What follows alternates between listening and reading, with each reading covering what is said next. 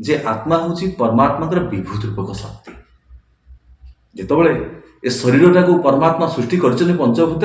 जदि से जीवित रहा जो परमात्मा जो विभूत रूप शक्ति से शरीर भितर दे कौन करता से मनुष्य को जीवित करि तेणु जेहेतु विभूत रूपक शक्ति हूँ आत्मा परमात्मा तेणु आत्मा परमात्मा द्वारा सृष्टि परम आत्मा आप जानते आत्मा और परमात्मा परम अर्थ श्रेष्ठ तेणु श्रेष्ठ किए ना परमात्मा परमात्मा द्वारा ही आत्मा सृष्टि तेणु आप जानिले आत्मा परमात्मा द्वारा सृष्टि शरीर परमात्मा द्वारा सृष्टि तेणु शरीर आत्मा मिसिला है जीवन आप भर को जी जानवे जे ए संसार में जो मनुष्य अज्ञान ही आज परमात्मा को असम्मान करुच्ची आ परमात्मा को जीवनदाता न कही से मनुष्य को जीवनदाता कहूँ एवं परमात्मा जो ओंकार शब्द को असम्मान करी आज मनुष्य सहित लगाऊे से मृत मनुष्य हो जीवित मनुष्य हो से मनुष्य कहीं से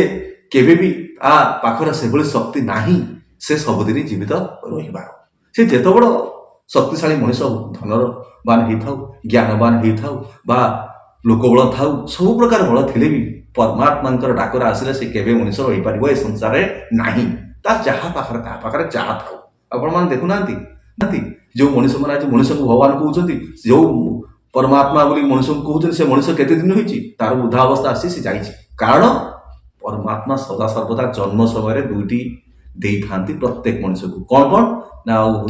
वृद्धावस्था और रोग अवस्था ये संसार में कौन व्यक्ति नहीं ताहाठारु केवे पार पाइब तेणु वृद्धावस्था प्रत्येक मनुष्य आसो से वृद्धावस्था क्या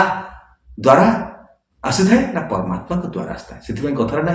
सबू सर्टिफिकेट परमात्मा देइचंती किंतु सबुदिन बंची रहिबार सर्टिफिकेट परमात्मा कौन मनुष्य को देना जदि दे था परमात्मा का नाम शब्द ये जो अज्ञान मनुष्य मैंने आज परमात्मा को असम्मान कर उड़े तेणु आप जानिले जे परमात्मा द्वारा आत्मा सृष्टि शरीर सृष्टि तेणु शरीर और आत्मार मिश्रण ही जीवन जेहेतु शरीर आत्मार मिश्रण जीवन तेणु प्रत्येक मनुष्य परमात्मा होती जीवन बिना परमात्मा से मनुष्यर अस्तित्व नहीं तार जीवन नहीं।